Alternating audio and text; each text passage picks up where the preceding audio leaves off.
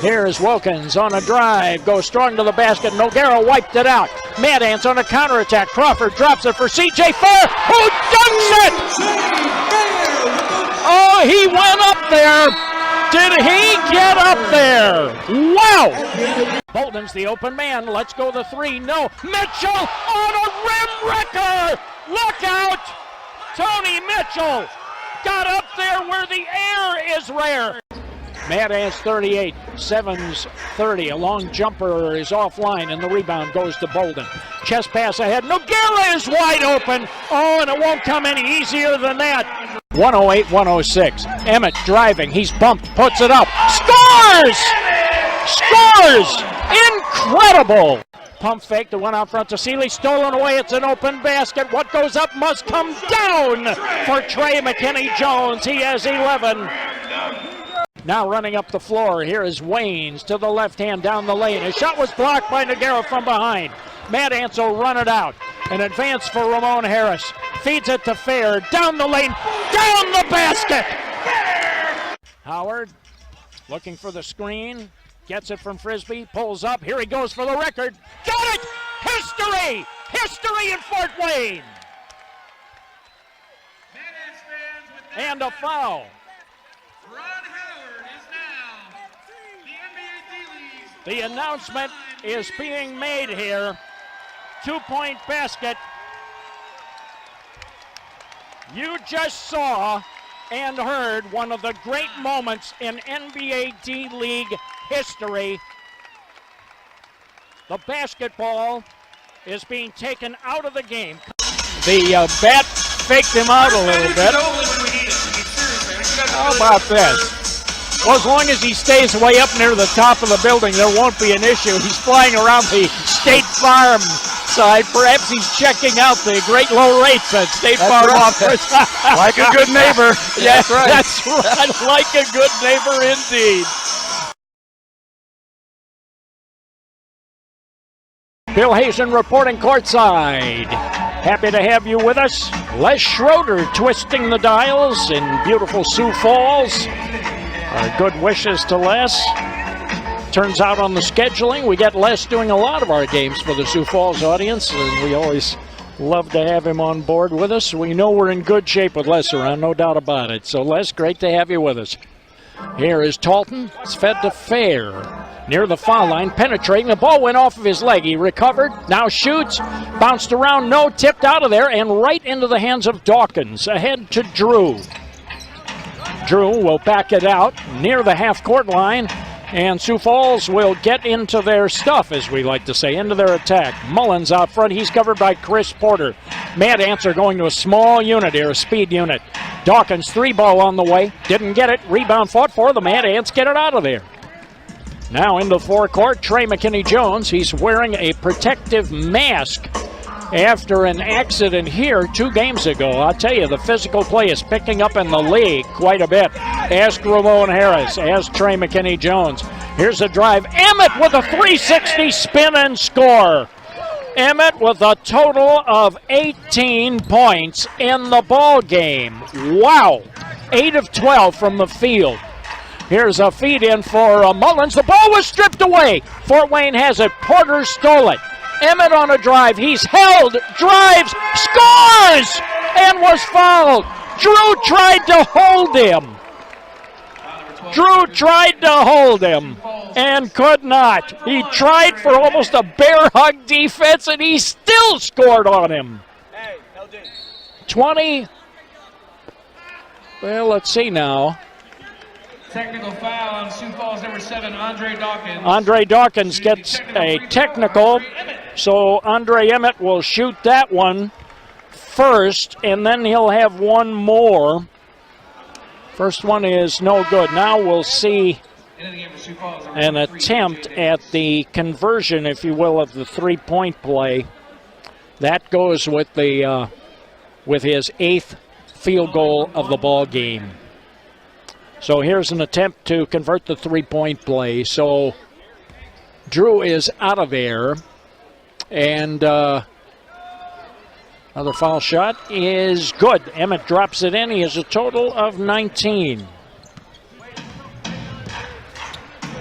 That makes it 68-61. The lead is 7 in favor of Fort Wayne. Largest lead of the game. Here's Mullins downstairs, and that's trouble. Went up for a shot, and Porter stripped it away with those quick hands of his.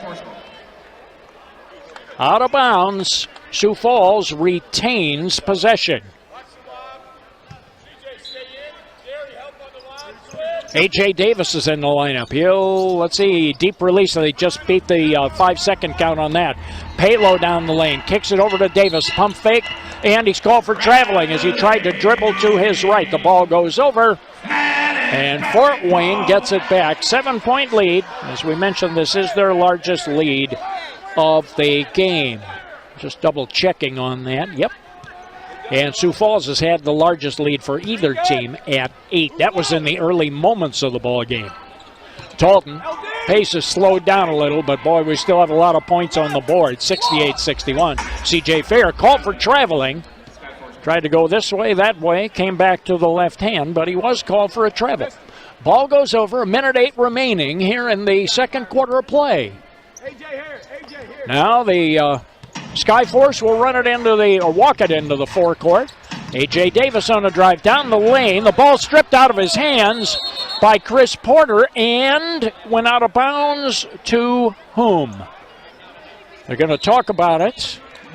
And the Mad Ants get it. Chris Porter with those incredibly quick hands of his. If you bring that ball down, he knows how to defend that. You bring it down, his hands are going to be right in there. He's a really veteran defender. Now, Trey McKinney-Jones. Talton, high screen from Fair. Talton between the rings. Porter comes up and sets a screen. Talton reverses, foul line jumper, good! Gary Talton for a total of 9 as he drops it in. 70-61. Here's a drive to Davis, 3-ball, left wing side, back rimmed on it, the ball tipped in the air. Drew gets it near the foul line to Palo. Loads up on a 3, he didn't get it. And the rebound to Fort Wayne. They will hold for a shot. Difference between the clocks is about 1.5 seconds, I'd say. 1 second and change. And the Mad Ants will hold on to it and kill off as much of it as possible. Andre Emmett, 4 to shoot. Emmett, A.J. Davis defending to Talton, 1 to shoot. Lets her go. Did not get it, and that is the end of the second quarter of play. And the Fort Wayne Mad Ants, believe it or not, through all of this, will take a 9-point lead into the locker room in one of the most explosive first halves that we have seen this year. And the Mad Ants, after trailing by 8 early in the ball game, now have their largest lead of the ball game at 9 points. So we'll come back. We'll be talking about it and reviewing the first half action. And boy, I can't remember a game quite like this one in a while. It has been very, very explosive. We'll come back and talk about it. Coverage of the NBA Development League will continue from Fort Wayne with the score, the Mad Ants 70, the Skyforce 61.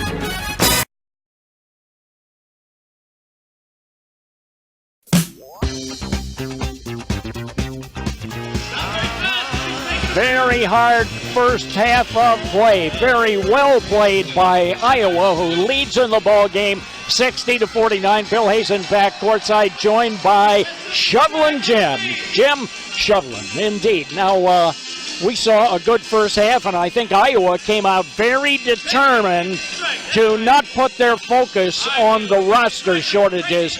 You can only play 5 at once, Jim. That's the reality of the game. That's true. There's only one ball inbounds at a time. Yep. And the energy of just very balanced. 3 players with 11 points, 1 with 10, 7, 6, and 4 are the rest of the scoring of their 60 points. They're shooting 51.3% from the field.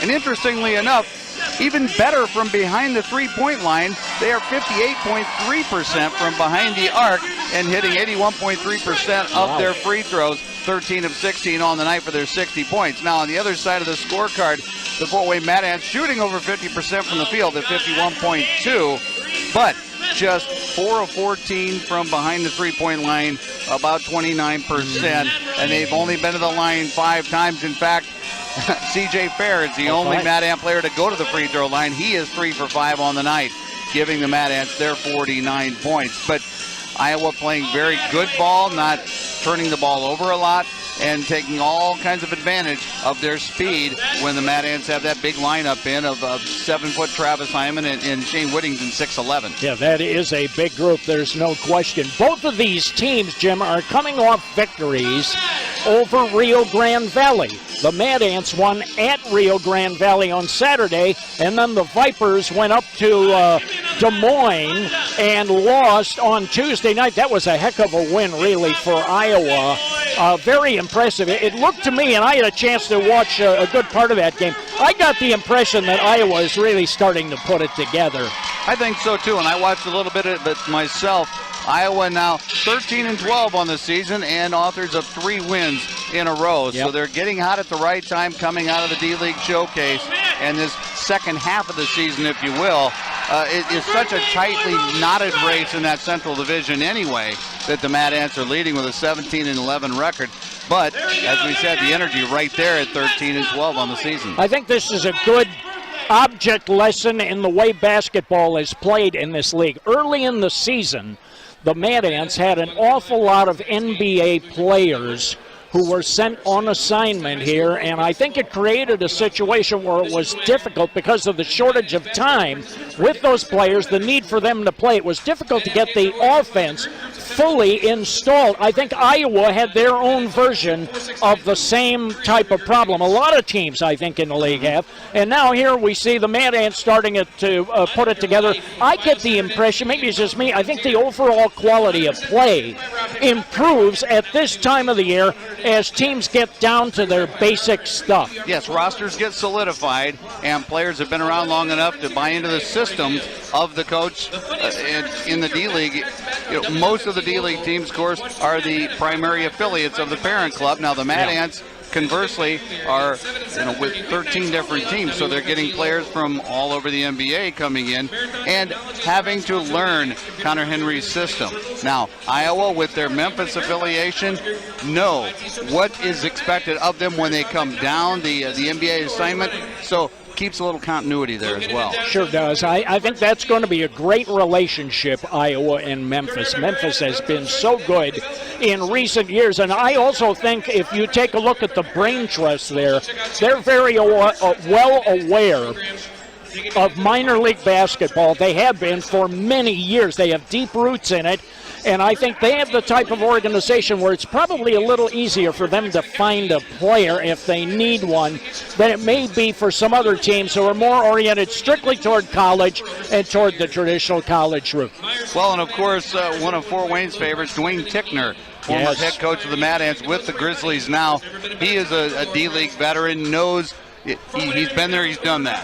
He's seen the players, and he knows the roles that they can play at the NBA level. Well, he certainly does, and I'll guarantee you, if he's not playing tonight, he's watching. I can tell you that, and that goes for his parents as well. Out in South Dakota, they used to watch, Jim, they used to watch all the time. It was great. I had an extra fan club out there. It was wonderful. Yeah, if Coach Tickner's watching this evening, Coach Tick, hey, we love you here at Fort Wayne. Oh, for sure. We sure do. And so there we have it. It's an 11-point ball game. Any impressions? What's it going to take for the Mad Ants to get back into this? Does Iowa have enough with the manpower they have to finish this deal? See, and this is where the Mad Ants are going to have to make something happen in the third quarter because of the fact, and we've talked quite a bit about the fact that Iowa is shorthanded. These guys played a lot of minutes here in the first half. Now, can you wear them down? Will they get fatigued in the second half? We'll see, but if the Mad Ants can do that, if they can get a little transition, do a little running of the floor, we'll see if they can tire them out and maybe make a little bit of a comeback. We've seen several times already this season where the Mad Ants have staged a second half comeback and done it with a deep bench. They have a very deep roster, and there's play Will Sheehy, a former IU standout, hasn't gotten into the game yet tonight. He may see some action. We'll find out, but still, there's a lot of players on the bench, and this is a very deep club for Connor Henry. All right, very good. We'll be coming back in a little bit. Coverage of the NBA Development League will continue from Fort Wayne. Halftime score, Energy 60, Mad Ants 49.